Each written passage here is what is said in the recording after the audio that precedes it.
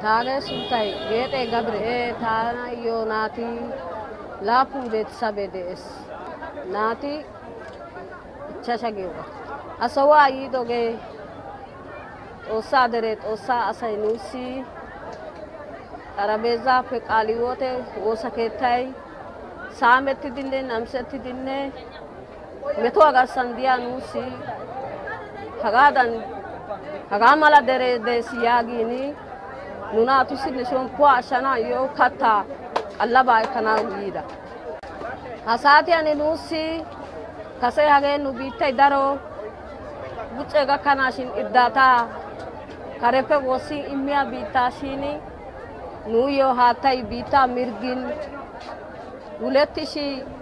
uletiyan hatai bita midi hanin he wodiya safe doomidi otana bita ayidi daro beetsabiya oykidi saamettidi namsettidi waayettidi ha wodiya hagaa gattida assi biita nuyo haatay miidi haninka kare kawotettay bawu diidaagaa keena hagaappe kasiyan guutaa maaddidi ha'i biitaa bollan qassi dirqqee daroogaappe doommaagan kawoykka immiyoogaa leppidi hanin kabbaade wolqqaama namisaa bolli saamuwaa bolli de'ishin nu bolli inte gakkideta.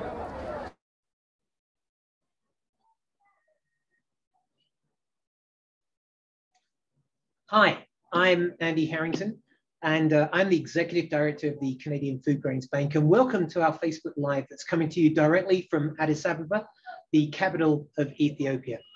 We're here, I've been here for a week with some of our team, just touring the area that we're working in with our members and their local partners in the face of a really dramatic hunger crisis. You just watched a video of Ginette. She's someone we met at an emergency food distribution just a few days ago. As you saw in the video there, she had her house and her crops destroyed by a flood that happened a few months back. She then moved to higher ground and replanted her crops on someone's land, but unfortunately, the drought that's happening here wiped those crops out as well. She's in real difficult situation and the food distribution has helped her, but sadly, her story is not singular here in Ethiopia. Canadian Food Grains Bank is a member of the Humanitarian Coalition, and we come together in times of crisis in order to come together in unity to help where we can. And this is a time of crisis, so we come together around the global hunger appeal that we're launching. It's actually more for the Horn of Africa here, and we're seeing a real need because there are 50 million people now in or on the edge of hunger. Now that number has grown substantially from 40 million that we saw just in May, and it's caused by a confluence of crises, such as the conflict that we're seeing in this country, and you'll hear a little bit more about later, the climate change effects that we have seen dramatically as we've toured this week, the economic disruptions of things like COVID, and now the war in Ukraine, and obviously the grinding poverty that we've seen all around us. Because those numbers are increasing, we're seeing people really struggling. We're seeing those numbers on the edge of famine. That means people are hungry. In fact, it probably means that somewhere in the communities, there are people starving in almost every village that we've actually visited recently. And that's why we at the Humanitarian Coalition have launched an appeal around this hunger crisis, particularly around this region of Africa. Fortunately, that appeal is not alone because the Canadian government have come alongside us and have pledged to match the first $5 million we raise with $1 themselves to make it 10 million. So for every $1 that gets raised, they'll add $1 up to 5 million. And as you're watching this, we would love you to think about being part of that appeal. You can go to one of our members' websites, or you can go directly to together.ca. That's www.together.ca. Now, over the next half hour or so, we're going to introduce you to a few people. Some will be on video, some will be here in person. They're all people that are experiencing the hunger crisis here in Ethiopia at one level or another. From the prolonged drought in the southeast, south of the country here, to the impacts of the conflict that's been raging for some time, the stories that we'll tell you are real from real people.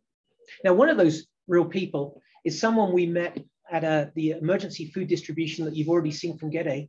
His name is David. He's the project manager from the local partner of TDA who work with our members, Tearfund Canada. And he has a message that he wants to share with all of you. So let's roll that video of David.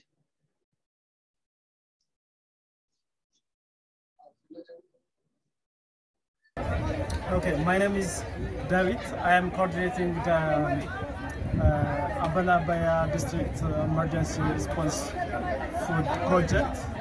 And today we are here distributing food for people who select based on the criteria we have. We would like to thank you, CFGB and Tearfund Canada, because of you saved our lives, our community. Many of the community are telling us that they are very in the crisis, in the food crisis. They have no food here, but you arrived at the right time for them. So I thank you very lot, because if this happened right now, many of people might die. I am very witness, because there are many challenges here, like many livestock have died, and many things are happening here. So really I appreciate your work. Really I would like to thank you in the name of Christ, in the name of God, because if you arrive not at the right time, many of people might lose here. Video cuts out a bit quickly there, but I think you can hear from the message from David. There are over 9,000 people receiving food as a result of that project, and he truly cares because he knows the nature of hunger that those people are facing. Now, Canadian Food Grains Bank works through our members with their local partners, and I have the great privilege of meeting one of the key people here on this. This is Ginette, who's the National Development Programs Director with Food for the Hungry Ethiopia, and we're in your offices now, Ginette, so thank you for that. You're currently working with an Orphans and Vulnerable Children project with our member World Renew. So please tell us about that, how you see the current hunger situation and what you think the causes of it are. Thank you, Andy, for this opportunity. Especially the current drought situation happened because of the interruption of rain in 3 consecutive years. Especially the pastoral and semi-pastoral communities were affected. Those people are living in the east and southeast part of the country. Because of the severity of the drought, huge number of people were displaced, searching for pasture and water for their livestock, and huge number of also livestock were died. So the crisis is so huge, really. Well, it's been clear to see that as we've been touring around. Now, in this current project that you work with orphans and vulnerable children, tell us about that project a little bit. Tell us about what it does. Yeah, the OVC project, we started since 2007 with the support of CFGB and its members. That project focused mainly on improving the livelihood opportunities of orphans affected by HIV/AIDS and also vulnerable households. The result is so enormous. It focused on improving access for food security, improving access for basic services, education, health, nutrition, and others. So because of the support, really number of children, who were very poor were now get access to education, graduated from universities as a medical doctor, engineers, social workers, in different disciplines. So the impact is really amazing. And also obviously households were also organized and also get access, organized under the saving and credit cooperative and now accessing loan and also, improving their livelihood. So the support is so enormous. And there are also a number of volunteers who are also engaged in providing free services for those children. Thank you. So that's a wonderful story. It's good to hear good stories in a time of crisis like this. But how has the hunger crisis actually impacted the project and the children and orphans that are on it? Especially in those areas, obviously project areas, regardless of the positive impact, the recent conflict which occurred in northern part of the country has really affected the area because of the fact that our project areas were affected. The war was there, So there were a number of displacements. The schools were closed. The livelihood opportunities that they were, engaged was, interrupted. Almost their income generating activities were freezed. So the emotional support, the emotional crisis was also so huge. So really, because of that, there is a decline, in terms of, educational aspiration, there is an emotional disturbance. Their, livelihood is also affected. So I would say, the problem is so huge. Even the inflation is also, affecting those households.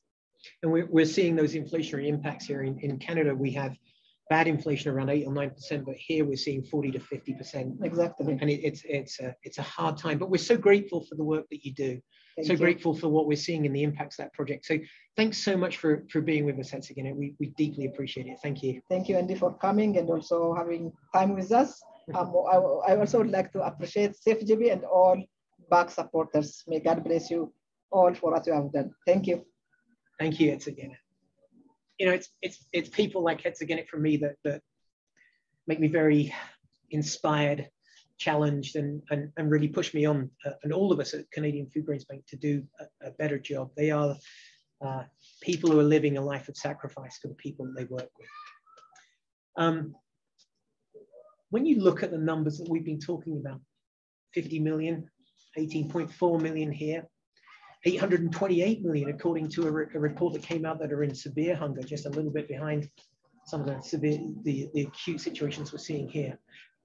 Those numbers can become so large, they're just a line of zeros. And we can sometimes forget that there are faces behind the story. But what we're trying to do during this time is to actually show you that these people are real, just like you and I and your families as well.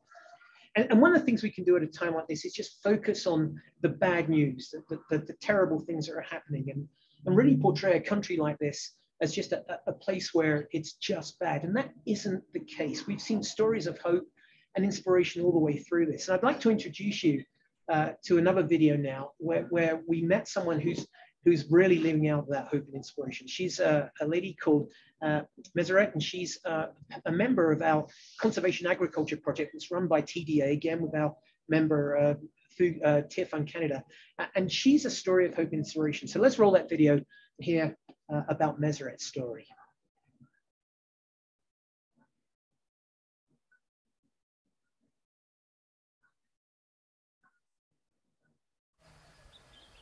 Hi. Today we're in Hubucha, here in Ethiopia. I'm with a new friend. Hi, Meseret ይባላል. Now Meseret is part of a conservation agriculture that's run by our member Tier Fund through their local partner TDA. And what's particularly exciting about this is that not only is this incredible crop of maize growing so well, it's the first year of the project. Now why is that interesting? Well, that's interesting because in the CA projects, conservation agriculture projects we've run before, it's taken sometimes up to 3 years to see this kind of level of produce. And what it's showing is that conservation agriculture is taking off in the area, that things are happening really well, and that we're learning through people like Meseret how to make this work here in Ethiopia in a very, very productive way. Now, have to be fair and say that there's a little bit more rainfall in this area than some of the others we've been in, but it's still undergoing drought. So having mulch on the floor here, on the soil, to keep the moisture in, is proving to be incredibly important. Meseret's doing an amazing work, and we're really excited and humbled to meet her.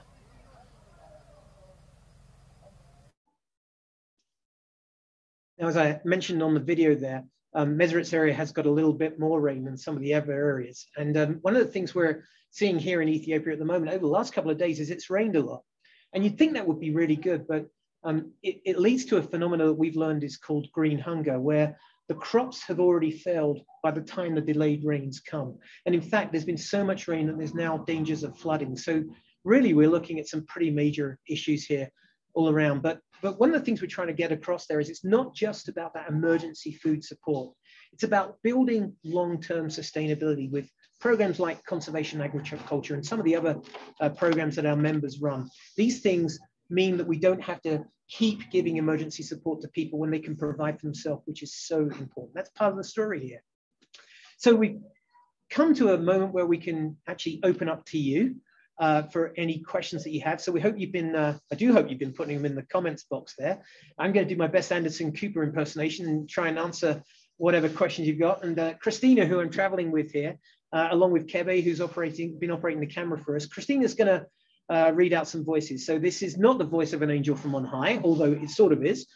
This is Christina. So do we have any questions, Christina? Julie would like to know, if the numbers are rising and the resources are going down, are we actually making a difference? It's a great question. The numbers are rising. The resources are going down. I mean, I mentioned we'd seen inflation rises here. We actually have seen 40% rises in the cost of the food that we give that supports a family for a month just since December. So you could say, well, are you making a difference? Well, there were 9,000 people that we met on that food distribution, and that's just one of them. There are hundreds of thousands. There are actually nearly 120,000 people that Food Grains, for our members and partners alone, works here in Ethiopia. And there are many other sector colleagues that work alongside them. So we do believe it's making a difference. I think if you can imagine it was happening, your family was in a situation like this, you would want to know that people cared. So it's a big, big, big crisis. It's a big problem, but every individual that's being helped is part of the solution. It's one of the reasons why we're asking governments around the world, our own Canadian government, to do more. And it's one of the reasons why we're here. So yes, you can make a difference today. Dean would like to know, there are reports that some grain is now moving from ports in Ukraine. Mm-hmm. If that's the case, will that help the situation there? Well, from what I understand, I'm no expert on this, and I've actually been, here a little bit cut off from Newsville last week. My understanding is that the grain that's coming out of Ukraine is way lower than it was. Some of it's coming and being moved by rail. I haven't heard that the ports are open, but if that is true, I'm glad to hear it. Any opportunity for that grain to flow is going to be a good thing, but there is so much that has been locked up and has not been available to the world that it's going to take a while for that to be released to the level that it was before. We're hearing that it could be 2 or 3 years to get that grain supply back to the same level that it was before. And you should know that because of that area of Ukraine and Russia produces nearly 1/3 of the world's cereal crops. And then the main supplier to 53 countries and territories around the world, including here in Ethiopia. And the lack of that food supply has drastically impacted both the availability of food and the price of what remains. So I think it will make an impact, but it's going to take a lot to really impact things at a measurable level. Olver would like to know, so how much food have you distributed? Well, it's hard to say exactly, but what I can tell you what we're doing. So I'll use that project as one example. There are just over 9,000 beneficiaries on that project. Every one of those beneficiaries every month gets 15 kilograms of maize, 1.5 kilograms of beans, and half a liter of cooking oil. So just on that one project alone, that's every month.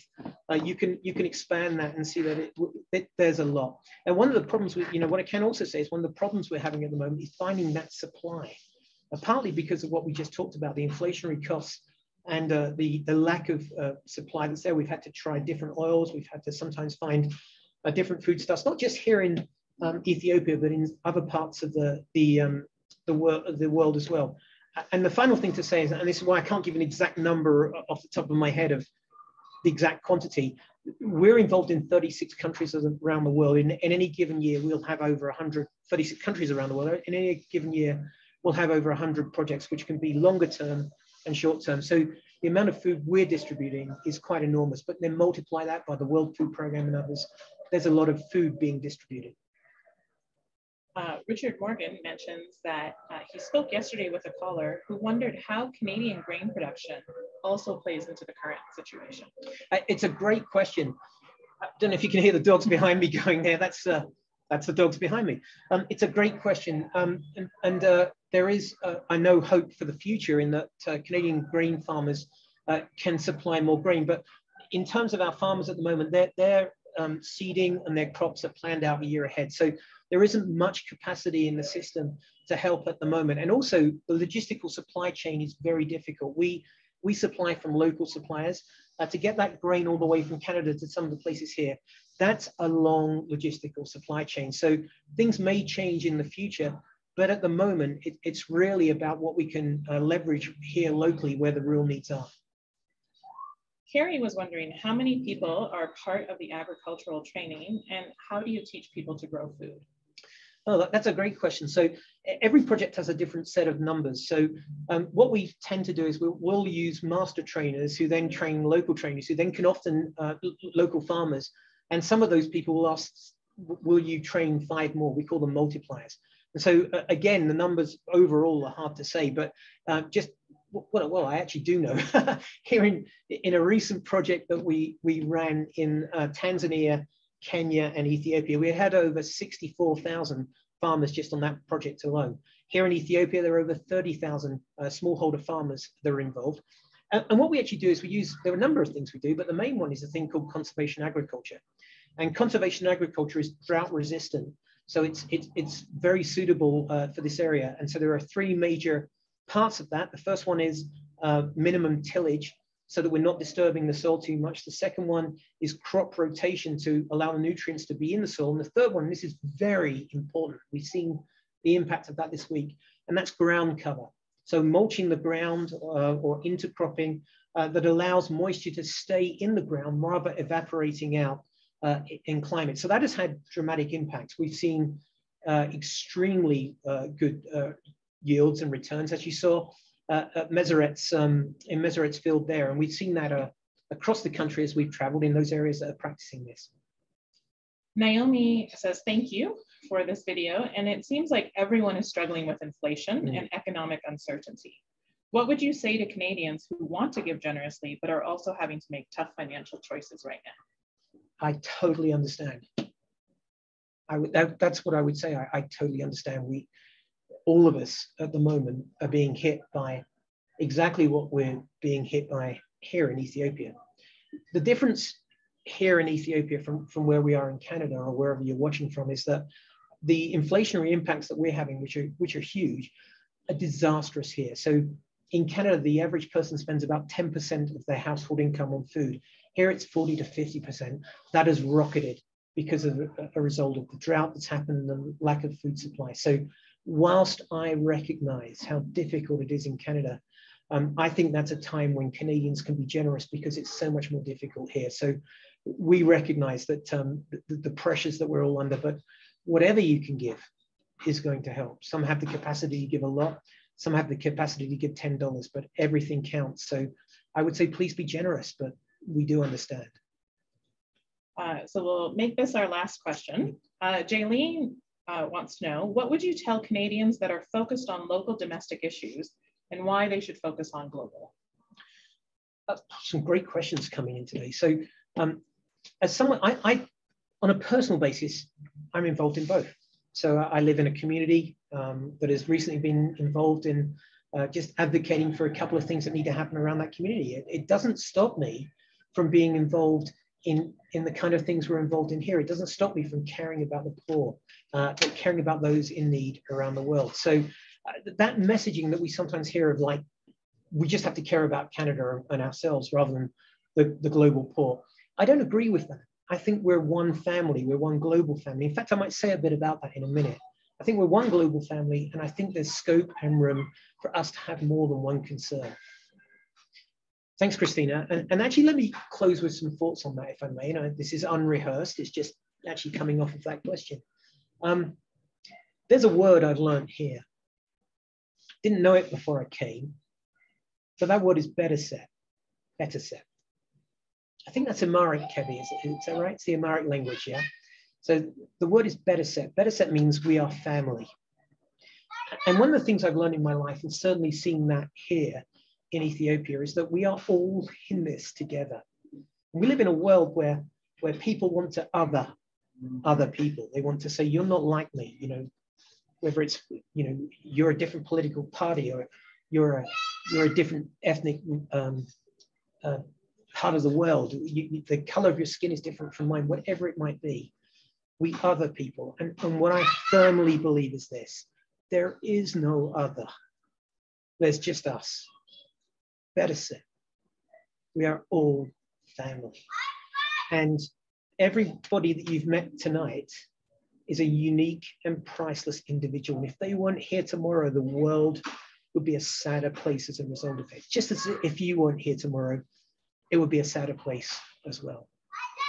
So I think that's what I want to wrap up with tonight, that there are no zeros, no numbers, there are just people, all of us in this together. And that's why we're asking you to come alongside your brothers and sisters in this country and around the Horn of Africa and other places in the world that are in great need. That's why we're asking you to go to the Humanitarian Coalition together.ca site and to give generously, because we are in this together. That match for 5 million ends on July 17th. We'd like to make a real push to see it happen. So thanks for joining us this evening. I'm not a professional at this, but I hope it's come across, because the passion that we felt this week, the challenge, the inspiration, the shock and despair, but also the hope. We've tried to communicate that through this lens, and I hope it's worked for you. So from Addis Ababa, Ethiopia, I wish you a good night or a good day or a good morning, wherever you are. Thanks for tuning in.